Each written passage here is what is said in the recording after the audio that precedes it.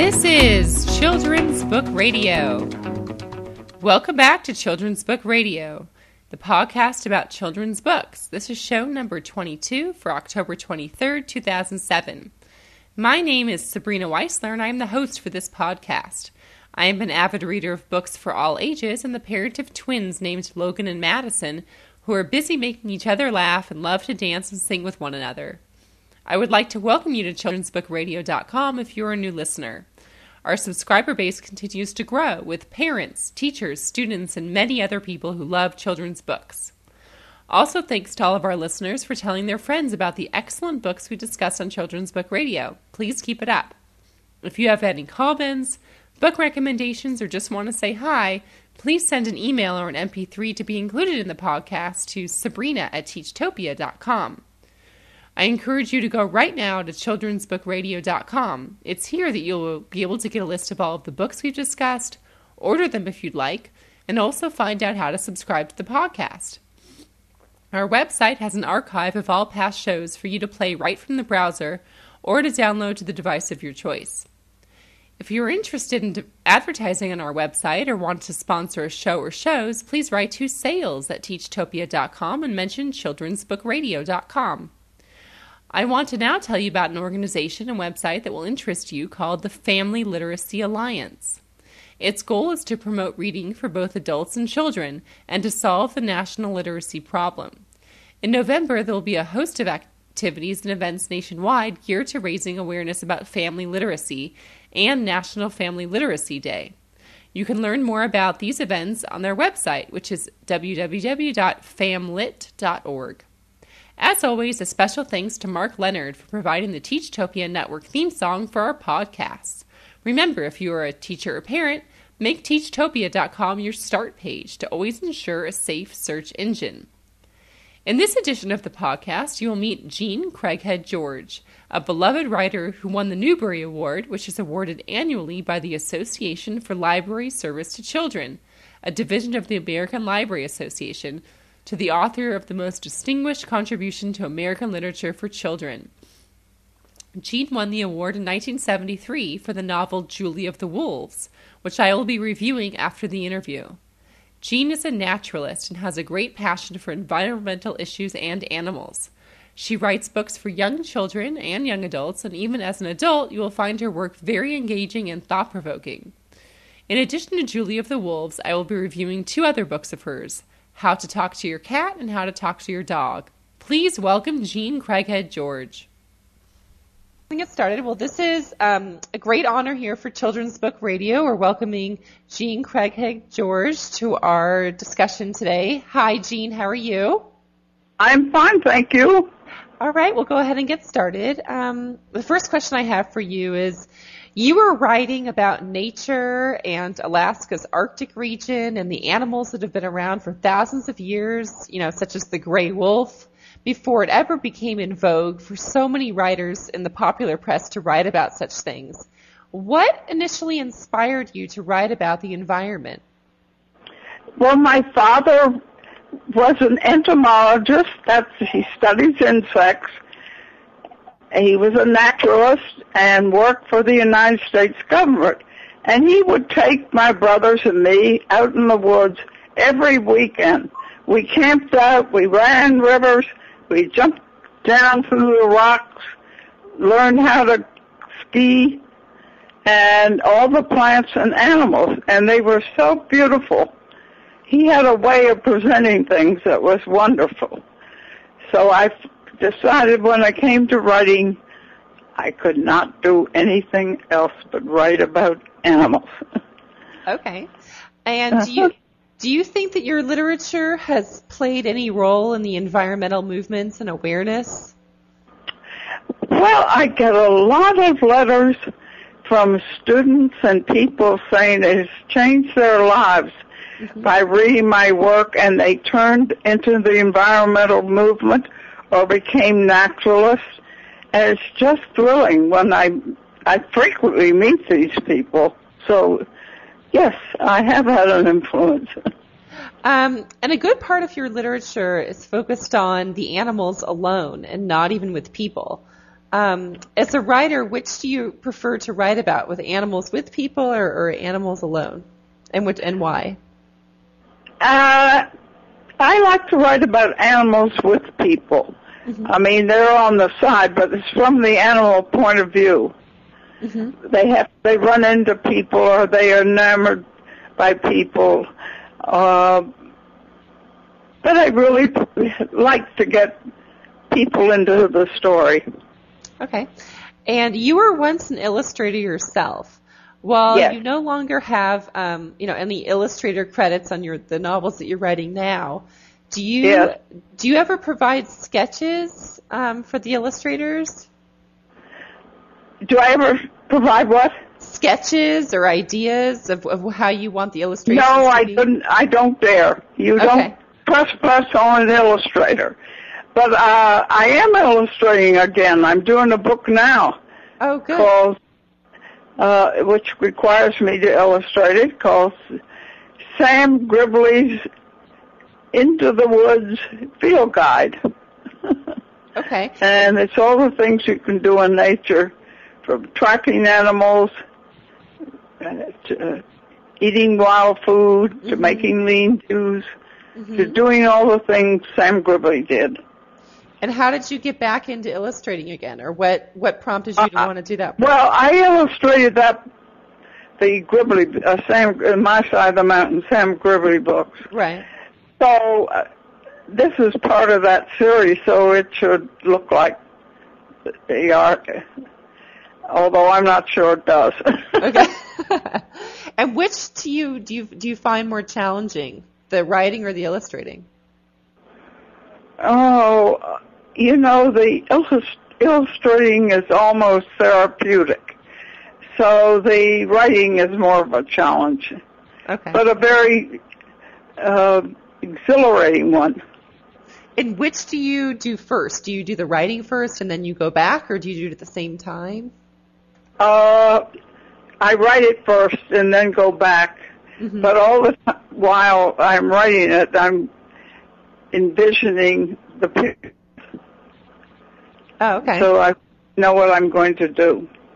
And which of the books that you haven't illustrated do you think have the best illustrations? I think the ones that Wendell Miner has done. Mm-hmm. And now recently, that is Everglades is one of them. Mm-hmm. The Wolves Are Back, which will be out in the spring. Mm-hmm. And we're working on one, The Last Polar Bear. So he is good, but Don Sansucci is also appealing to kids. He does beautiful animals, and he is doing the My Side of the Mountain series for younger children. Oh, okay. Frightful's Daughter, and so on. And what is it like knowing that your literature, specifically Julie of the Wolves, has been used as a staple for the animal fiction genre for years in elementary schools? I'm amazed. Mm-hmm. I just loved it myself, but I didn't think that, I love the wolves and their behavior and their ability to talk and interaction with humans, but I really didn't expect the reaction to it. It's being made into a movie now. Really? All these years later? Wow. Yeah, finally we've gotten a photographer who's not afraid of the wolves, and they did the father did the Inuits in Alaska in about 1950 or 60. And it's a famous picture of the Eskimos going on the last trip before they settle down in town and become a village. Mm-hmm. And those pictures are amazing. And he will use some of them in the rendition of Julie of the Wolves. Mm-hmm. And is the movie going to follow just Julie of the Wolves, or is it going to encompass some of the sequels? Just Julie of the Wolves. Oh, okay. Just that one. And they, of course, for movies, you have to change things a little bit. Right. Make it acceptable to visual people. Mm-hmm. So that's what they're doing now, and are doing a good job. I approve. When is the movie supposed to come out? Well, they're going to start filming this spring, so I don't know when it'll come out. Oh, okay. But this is the process has already started. That's very exciting. That's so exciting. Yeah. And do you ever get tired of people telling you stories about their teaching experiences with your books? No, I love it. Yeah. It's wonderful when you get that response from children and teachers, and they all want to go off and live off the land. I was going to ask you, do you have any anecdotes? You know, someone who said, "Oh, I'm going to quit my job and I'm going to set sail and see the world," and that kind of stuff. Yes, indeed. Yeah. Oh, there's been little boys who here in New York, and he got on the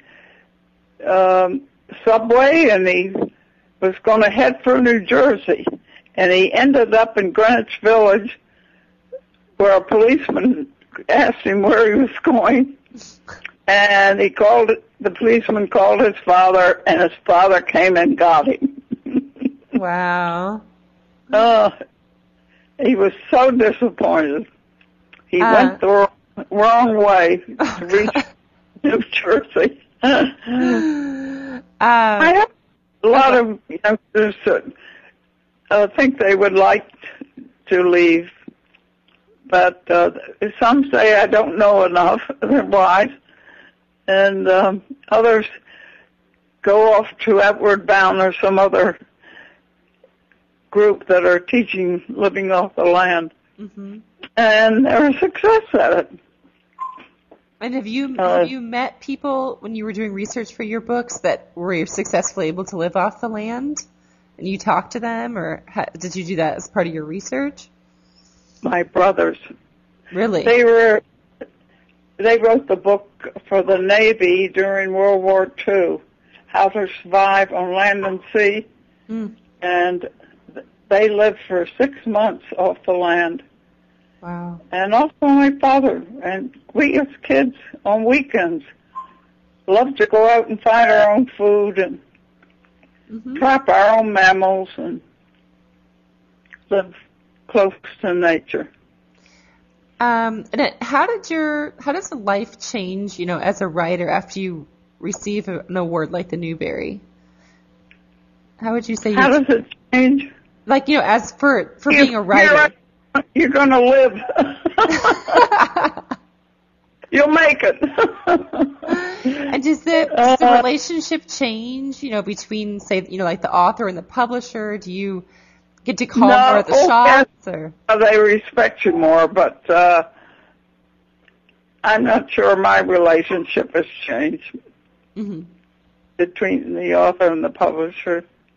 Were there any new pressures? They're very, very sweet to me. I guess it's because I've won awards. Okay. I hope. Were there any new pressures right after you won? Like, oh no, my next book has to be just as good, or did you feel anything different? No, they said nothing. Publishers usually don't push you on writing. In fact, I wrote Julia the Wolves and decided that was the end of it, because my mother told me not to read the sequels in the mother and the library at school. That sequels, and they're not good, so I wouldn't think about writing a sequel. Well, 10 or 15 years later, I decided that a trilogy was approval. Oh, okay. And so there are 3 books. Right. That's funny. And, going more about Julia the Wolves, what research did you do before you started to write this book in terms of learning about the wolves? I studied the wolves. Dr. L. David Meach was who is the world's authority on the wolf. He wrote the book Wolves of Isle Royal, and he's written many the wolf, the way of the wolf, and I went to his laboratory and talked to some of the wolves in gestures and movement. And then up on the tundra, I was at Barra, Alaska, Naval Arctic Research Lab, where the men were studying the wolves. And there was one female that I wanted to talk to. And so I came up to her, and she looked away, and this went on for days. And finally, she looked up at me and looked me in the eyes, which is accepting you, the most beautiful eyes you have ever seen. And they hung there, and we bonded with that, and afterwards she let me play with her puppies. She put a paw on me, and we had all kinds of wolf talk. She was lovely. Wow. In the novel, Julie doesn't want to be called by her English name. Why was this so? And is this something that you found to be true of Eskimos when you were researching? No. Just part of my story that it made more emphatic the fact that she didn't like the mechanical world of the Englishman and the white man. And she wanted to be my ex again. And then when she comes back to civilization, she is again Julie. And can you tell us about the theme of survival in the novel? How does a young girl like Julie know how to survive in such harsh conditions, all alone with no food? You should see the Eskimos. They think nothing of going out on the land. And of course there are many animals that they usually shoot them. But all of the Eskimos know how to survive off the land and what plants to eat and not eat, and how to trap animals. So Julie, all through her childhood, had training, and she was alone with her father while growing up, and so he had a lot of time to give her. And she was not afraid when it came to she's so resourceful. Living off the land. And what can children reading the novel today learn from Julie? What do you think the message from her is? Well, self-sufficiency and independence. And I think both boys and girls should learn to appreciate their own talents and abilities rather than depend on somebody else. The boy that she marries in the story, is that a tradition that you found out about when you were doing research, that they get married so young? Does that still happen? Yes, they do. Their parents used to pick out their spouses for marriage until this generation. And they insisted that they marry him. But if they didn't work out, if the woman couldn't prepare skins and make the food, and the men hunt, then they could break the relationship because they had to survive. 35 below, I know. I was up there. You were up there during all that. I don't miss the ice, camping out there during the whaling season, and it was cold. Did you see one of those whiteouts? You did what? Were you in one of those whiteouts that you describe, where it's just you can't see in front of you? Yes, Wow. Yeah, I still do. I didn't try to go anywhere. They're really upsetting because you're not sure which end is up or down. So you close your eyes and let gravity tell you that you're sitting on the ground. Oh, my God. Or the ice. It's amazing. It's quite a life. Quite the life. Very exciting. Mm-hmm. And I remember one time at the camp out on the sea ice during whaling season when a polar bear came into camp, and the boy in the tent had set his gun aside, and the polar bear unzipped the tent and reached in, and he rattled some pots and pans. The bear withdrew, turned around, and saw another camper who had a gun on him, and it was a good shot. Wow. He was out of blood. In that case, you kill the polar bear, and they belong only to the Eskimos. Mm-hmm. It's amazing. They're the only ones that can keep them. And they are endangered species, and they're now threatened by global warming, you know. Mm-hmm. There are no ice flows to carry them from the ice pack at the North Pole to the shore. And many of them are drowning as they try to swim. Mm. The walruses are hauling up on shore because they have no floats to the Bering Sea. It's a crisis. It's really terrible. We got to do something about this global warming. Mm-hmm. Yeah, I agree with you. I agree with you. Yeah. That's another message, I think, from your books. In addition to the self-sufficiency, but just the appreciation for the environment that, children might not be aware of anything in Alaska, but I think your books really drive home that point. Thank you so much, Jean. Thank you. Thank Sabrina. you. Thank you. Thanks so much, Jean. What a treat that was. In the book Julie of the Wolves, we meet a 13-year-old girl named Mayax, which is Julie's Indian name. She is an Eskimo, and circumstances have found her lost and alone in the Alaskan wilderness. The author reveals Julie's past slowly, as the reader becomes accustomed to Julie's life among a pack of wolves. Julie teaches herself to communicate with the wolves by studying their movements, habits, and their relationships between the various members. It was back when she was much younger, living with her father, that Julie may have learned to appreciate animals and her environment. But it's now, when she is forced to live off the land for survival, that Julie grows to love her heritage and her unique and harsh surroundings. George is masterful at dropping the reader into the scene and making Julie's struggles to find food and stay alive believable. She sometimes has to wait for hours and hours, staying still in order to catch a rabbit to eat.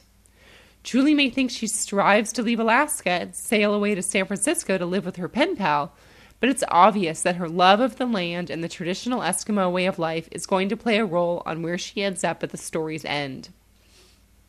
Julie's patience and respect for her wolf friends endear them to her, and they come to see her as not a human predator, but rather one of their own. When the time comes for the wolves to move on, Julie is able to stay on their path. In one of the book's most memorable scenes, Julie even rescues and adopts one of the wolves after a hunter has shot him. The author is tireless in her details. I felt like I could see Julie stripping the caribou and creating each of her temporary shelters as if I were right there in the story. This book will provide a true contrast to its young readers' modern way of life, and may even get them to appreciate the animals and beauty that surrounds them. In How to Talk to Your Dog and How to Talk to Your Cat, George lays out step-by-step a method to creating a loving relationship between a child and his or her pet. But you may be wondering, I can really talk to a dog or cat? Well, I know that as a kid I wanted to be able to communicate with my pet, and so do many other kids. So here's a book that will get your child started in attempting to learn more about their pet's behavior through observing their body language and verbal cues. The photographs of George herself playing and acting out the messages in the text and the illustrations of the animals are playful and amusing, just a riot. The reader sees her sniffing a dog, imitating a tail wag, and nuzzling the head of a cat. The reader will also enjoy and maybe learn a little from her descriptions of the 19 variations of meow and the many facial expressions that dogs and cats exhibit in an attempt to communicate their feelings. George also gives a historical perspective of the animal's domestication and encourages children to appreciate the rewarding relationship that develops while trying to communicate with their pets. Thanks again, Jean Craighead George, and I also want to thank all of you for listening to Children's Book Radio. I'll be back soon with another edition of the podcast. Bye for now.